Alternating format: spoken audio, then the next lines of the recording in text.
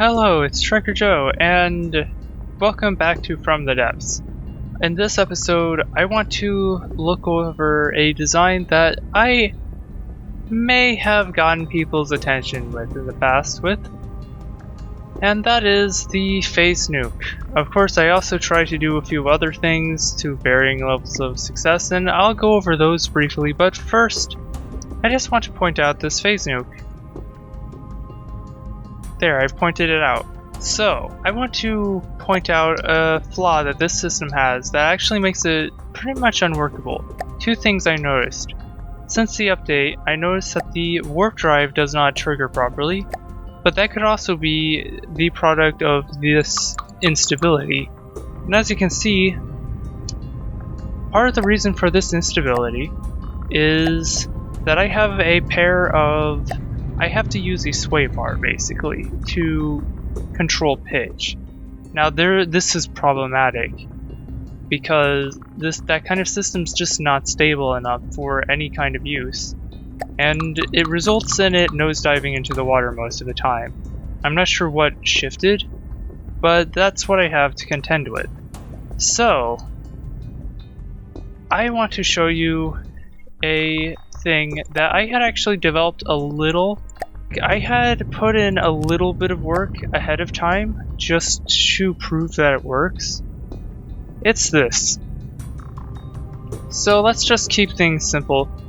This system basically is just going to point the vessel directly at the target.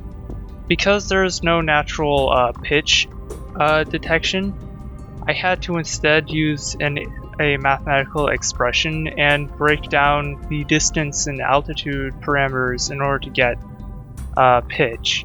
And that allows me to actually be able to detect what pitch I need and feed that into the PID controller. Another big thing to kind of point out, if I can get into the wiki and extract the math that goes into the warp system, I can actually have that handled internally. This is something that I actually demonstrate in another system, the ability to have the breadboard receive and send signals.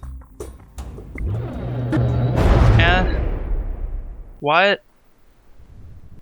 Oh.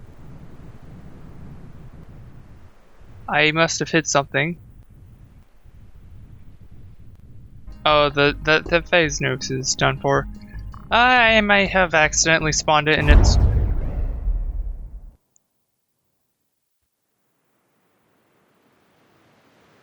Well... Okay. Let's just do a restart. I swear that wasn't scripted. Okay. So, in lieu of explosions, I will explain to you what this thing is. This thing was an attempt at something that is sort of it's a failure. I know the biggest reasons for the failure, and I can probably improve the design a little if I went in and worked at it some more. But for now, I'm not even going to use this prototype. What this thing is basically a short-range pack shotgun that uses the breadboard to control all of its behavior in PID systems. And basically, the breadboard allows it to dodge in, shoot, and then dodge back out. And I can pass signals to the ACB using an automated control block and custom controller keys. I tried doing this with the impulse axes, but that actually will not work with this system. But I can output signals using an impulse axis, and that is how I pass the signal to arm the weapon. Which I did have to do a bit of translation because it's not perfect. The system behind the logic actually has a lot of unnecessary amounts of bleed, and I had to fix that. But yeah, as you can tell, this thing is super vulnerable. There's actually nothing protecting the front with how this design is built, and I honestly regret every design decision that went into the weapon because, well, you can see the weapon is way too small. It does not carry nearly enough power, and the weapon is not strong enough. I could overclock it, and it would probably be a lot more effective, but then there's this problem of the apertures are actually they bend around way too close to the surface, and that's something that needs to be fixed.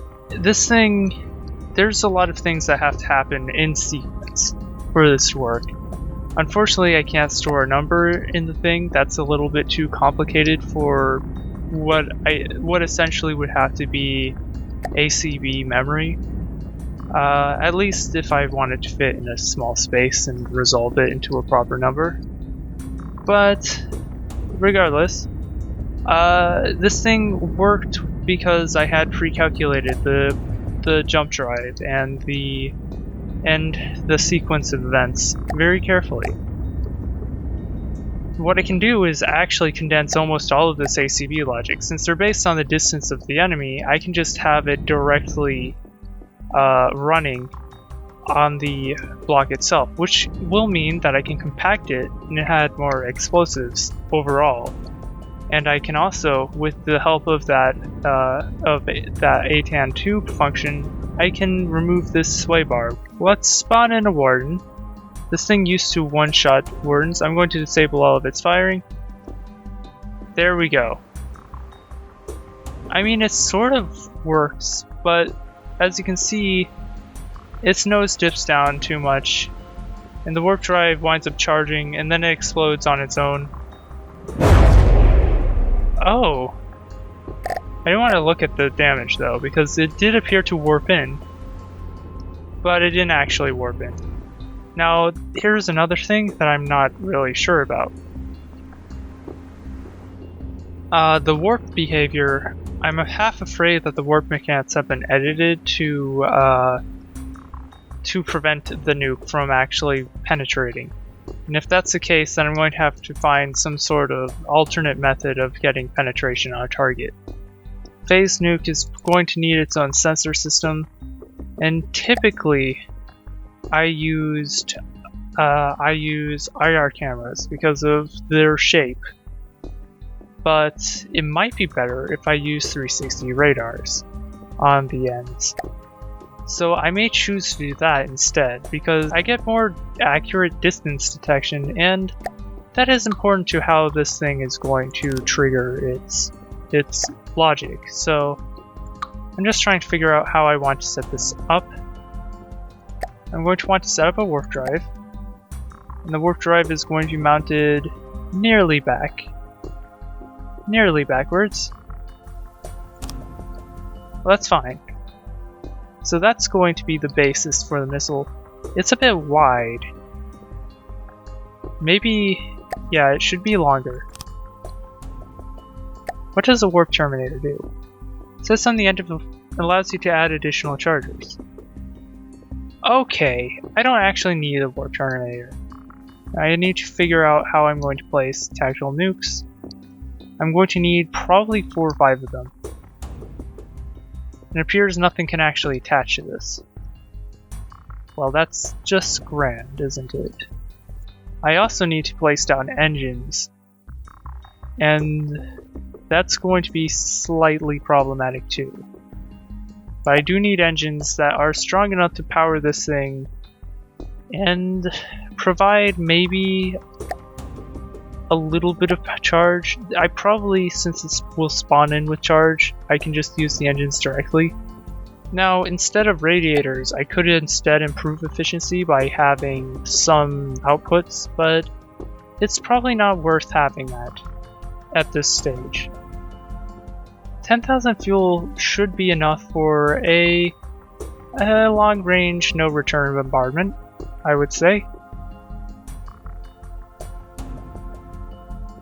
Oh, that's a lot of...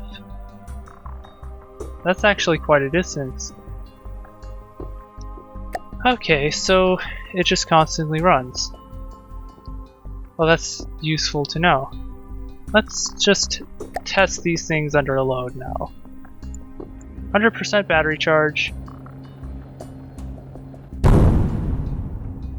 Ugh. I did not want to hear that noise. Okay, so I had the engine blow up on me several times during testing, and you probably were witness to that. So I redesigned it to have some outputs, and most of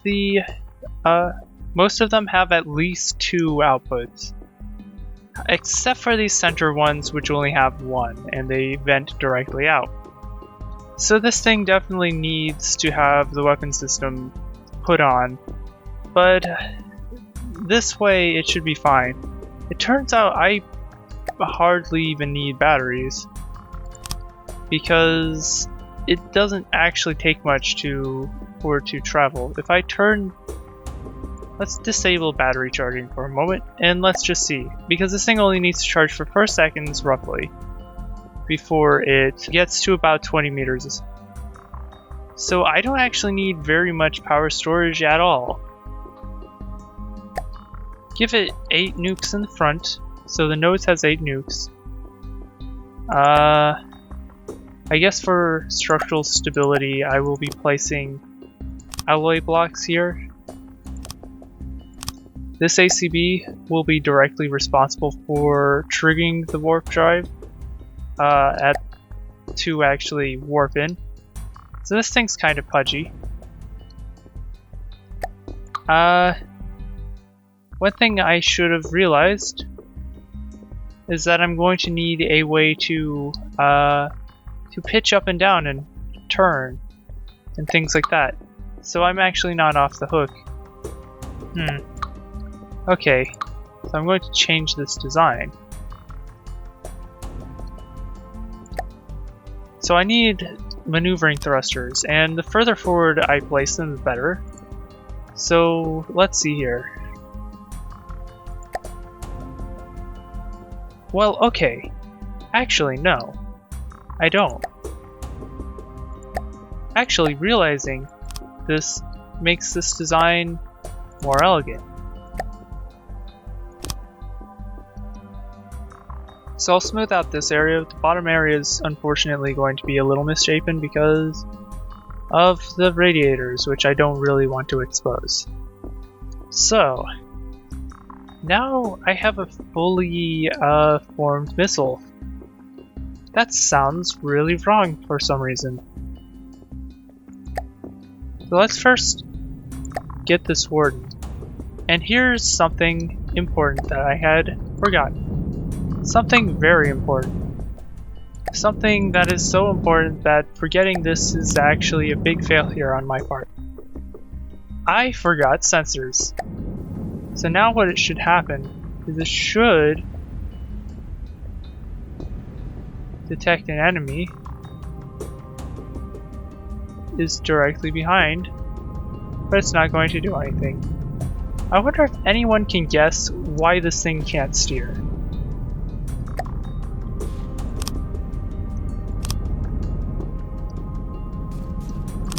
That's the reason. Let's charge. So this is what charge does. It's able to maneuver quite efficiently, but there's no way it would be able to defeat our target here. And then it actually went up this time. I got lucky. So let's spawn in a warden.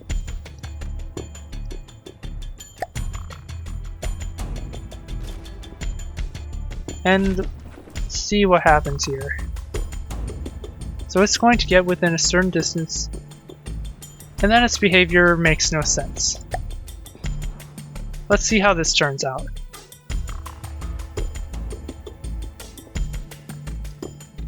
It's just 90 degrees.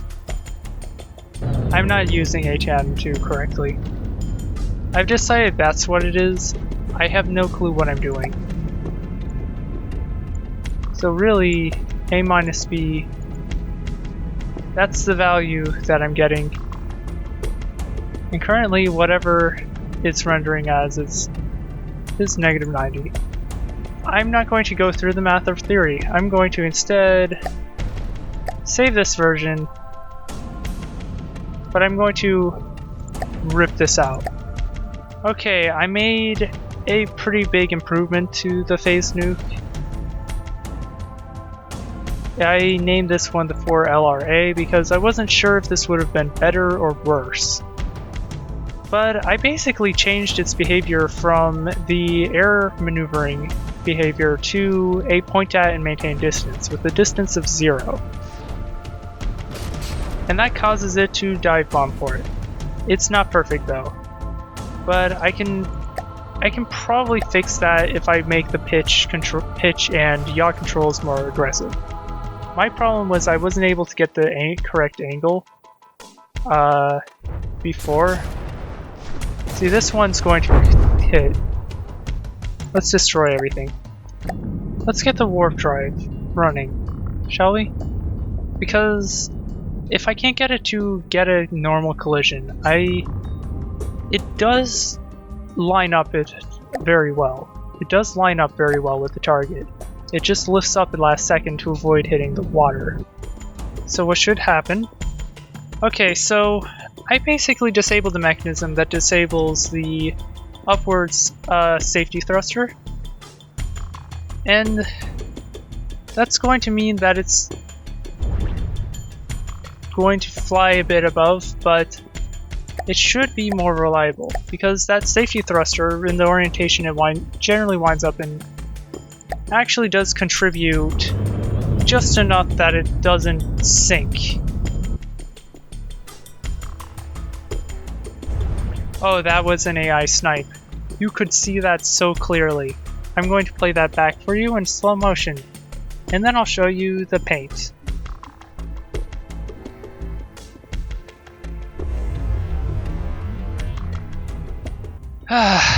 Okay, I am back after a long break. I did go ahead and paint this and make a few tweaks to the design.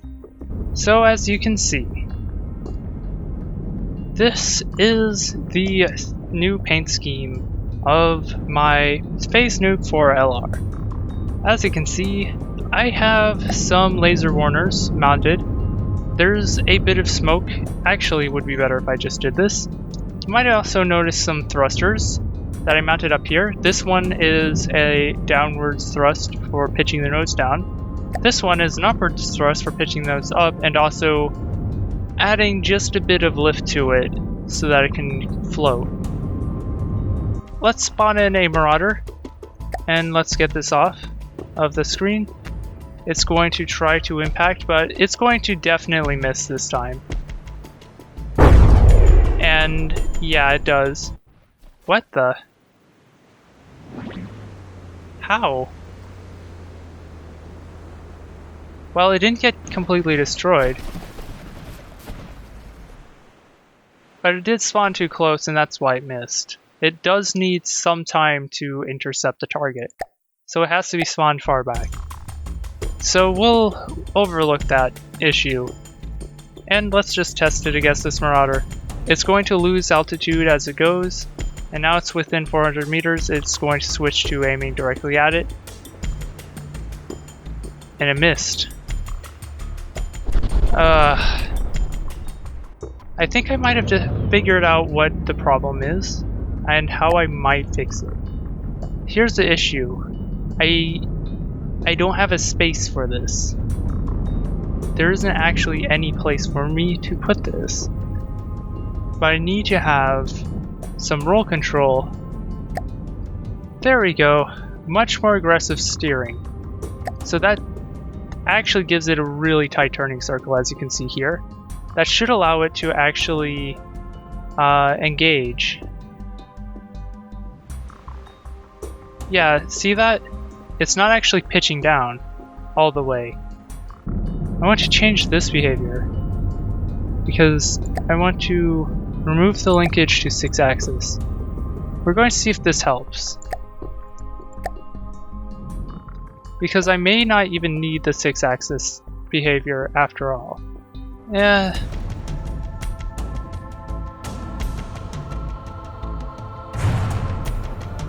And it hit its target. I think I figured out how to fix my problem. I figured out my problem. I split that Marauder in half. I think I found the solution. So I'm going to make some adjustments to it to trim away some of the fat in the systems, and then I'll be back. Ah, I see our target all the way out here. Time to take it down. So let's spawn in a nuke. We'll spawn it in about here. Our Phaze Nuke. Newly upgraded, far more reliable than the original version, far more capable of destruction. This thing will consistently land on its targets, and I am so happy that I managed to get that effect.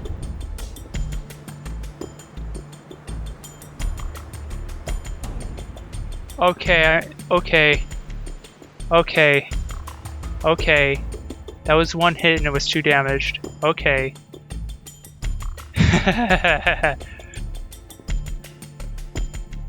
It's doing an about face right now. It's not going to be able to turn in time. And here we go. Warp in. AI dead. Consistent.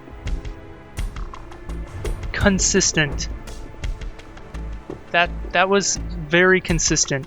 So it basically went in from this side, warped all the way through, and made a hole on the other side. This hole also happened to clip with the thing. Now, of course, I could tweak the charge time of the warp drive to be maybe a little less strong. So instead of 7 seconds, I could do 6 seconds, and it probably would warp dead center every time.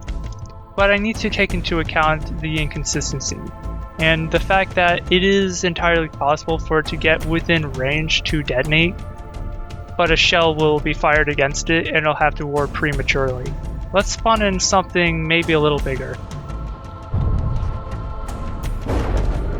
So they took out one of the nukes. Nuke 1, certainly, that's a certain internal impact. Oh my god. So, if I can... I'm going to have to wait until the second one goes through. That one did not warp through. 2 nukes, and it's already down though. So let's wait for the smoke to clear. So you saw that. You kind of got a glimpse of that through the effect. So one warped in, and took out this entire internal area. All of this deck that used to be here is gone. The first one did this. It's like I saw the hole. It was right above where the LMS system was. And then the second one, probably because of a smoke or something, or maybe because it was a subgrid, it detonated on the surface. Both of those worked together, created a massive hole that literally no chamber on the ship is sealed anymore, and so it sinks. So I'm going to spawn in Bulwark, because I want to test this against the worst possible thing I could possibly come across from the Onyx Watch. So it's likely going to take out 1 or 2 of them. Oh, that's super efficient. Oh, but that crashed inside. That one hit the surface. What happened here? So we can see where it detonated on the surface, and we can see the detonation that occurred that warped in. The warp has caused it to sink, and if I go into E, it's 87. It'll still survive, but there is no way this thing can continue fighting. Okay, so that is the new 4th generation Phaze Nuke. It's actually consistent and devastating now, and can take on nearly any target. I did have to make one slight adjustment. I forgot about the max altitude, which makes it weak against aircraft. I fixed that, and now it seems to be super consistent even against aircraft, but probably not things that are as fast as it. I wonder, actually, what is its speed? Its max speed is 91 meters a second. So you can kind of guess at how effective that makes it. In fact, it's still going about 90. So this thing is basically almost as fast as a regular missile, has shields, and can warp into a target and deal devastating damage. On top of that, it has excessive maneuverability, and it has it's just powerful. It's just very powerful and very effective, and the new AI breedboard actually does a lot to allow me to... It just makes all of this possible. So, thanks for watching this, and I guess I'll see ya.